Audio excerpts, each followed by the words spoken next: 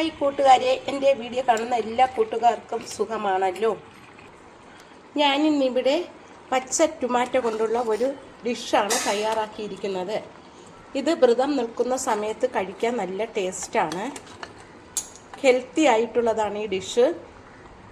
നമുക്ക് വീഡിയോയിലേക്ക് കടക്കാം. പച്ച ടൊമാറ്റോ കൊണ്ടുള്ള ഈ ഒരു ഡിഷ് തയ്യാറാക്കാനായിട്ട് 4-5 പച്ച ടൊമാറ്റോയാണ് അരിഞ്ഞു വച്ചിരിക്കുന്നത്. പച്ച ടൊമാറ്റോ കൊണ്ടുള്ള ഈ ഒരു കറി തയ്യാറാക്കാനായിട്ട് ഒരു ചട്ടി അടുപ്പിലേക്ക് വെച്ചു കൊടുക്കാം. ചട്ടി ചൂടാകുമ്പോൾ അതിലേക്ക് 1 സ്പൂൺ വെളിച്ചെണ്ണ ഒഴിച്ചു കൊടുക്കാം. 1 ടേബിൾ സ്പൂൺ വെളിച്ചെണ്ണയാണ് ഒഴിച്ചത്.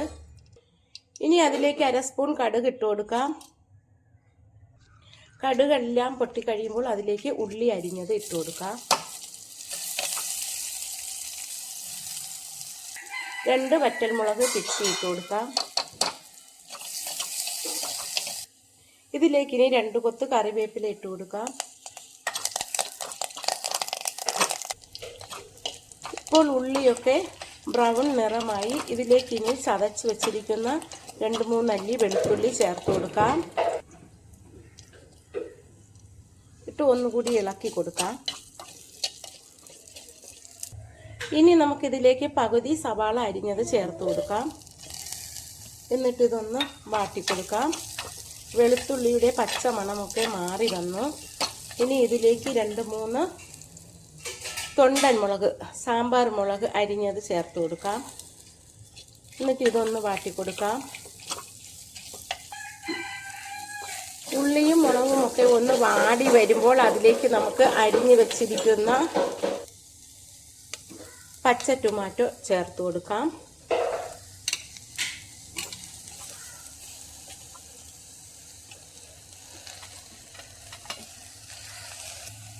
ഉപ്പ് പൊടിയും കൂടി പാകത്തിന് ചേർത്ത് കൊടുക്കാം.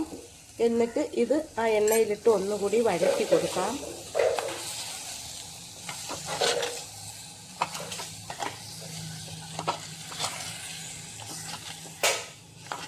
കുറച്ച് സമയം ഇതുപോലെ ഒന്ന് ഉപ്പൊക്കെ എല്ലായിടത്തും പിടിക്കാൻ വേണ്ടി വഴറ്റി കൊടുക്കാം.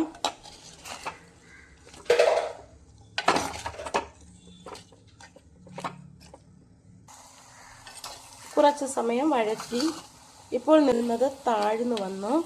ഇനി നമുക്കിതിലേക്ക് കുറച്ച് വെള്ളം ഒഴിച്ചു കൊടുക്കാം. ടൊമാറ്റോയിൽ വെള്ളമുള്ളത് കൊണ്ട് കുറച്ച് വെള്ളം ഒഴിച്ചാൽ മതിയാകും. ഇത് ഇളക്കിയിട്ട് അടച്ച് വെച്ച് വേവിക്കാം. അത് വേവുന്ന സമയം കൊണ്ട് നമുക്ക് അതിൻ്റെ അരപ്പ് തയ്യാറാക്കാം. ആവശ്യത്തിന് തേങ്ങ, 1 കപ്പ് തേങ്ങ ചുരണ്ടിയതാണ് ഞാൻ ഇതിലേക്ക് ഇട്ട് കൊടുക്കുന്നത്. 1/2 സ്പൂൺ മഞ്ഞൾപ്പൊടി ചേർത്ത് കൊടുക്കാം. 1/2 സ്പൂൺ ജീരകം ചേർത്ത് കൊടുക്കാം. 3-4 ചെറിയ ഉള്ളി ചേർത്ത് കൊടുക്കാം. 1 മുളക് ചേർത്ത് കൊടുക്കാം. 1 വലിയ വെളുത്തുള്ളി ചേർത്ത് കൊടുക്കാം. വെളുത്തുള്ളി ആദ്യമേ ചേർത്തു, മുളകും ചേർത്തിരുന്നു, അതുകൊണ്ട് ഇത്രയ്ക്ക് മതിയാകും. ഇത് നമുക്ക് അരച്ചെടുക്കാം. ഇതുപോലെ നന്നായിട്ട് അരച്ചെടുക്കണം. ഇടയ്ക്കിടയ്ക്കൊന്ന് ഇളക്കി കൊടുക്കണം. നമുക്കിത് നല്ലതുപോലെ വെന്തോന്ന് നോക്കാം. നന്നായിട്ട് വെന്ത് വരുന്നുണ്ട്. ഇനി നമുക്കിതിലേക്ക് ഇതിൻ്റെ അരപ്പ് ചേർത്ത് കൊടുക്കാം. ഇത് പണ്ട് കാലങ്ങളിൽ ഉണ്ടാക്കിക്കൊണ്ടിരുന്ന ഒരു കറിയാണ്. അരപ്പിട്ട് നമുക്കിത് ഇളക്കി കൊടുക്കാം.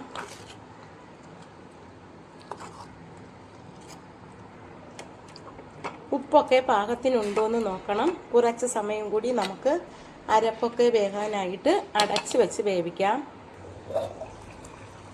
അരപ്പൊക്കെ വെന്തു നന്നായിട്ട് വന്നിട്ടുണ്ട്. ഉപ്പൊക്കെ പാകത്തിനുണ്ട്.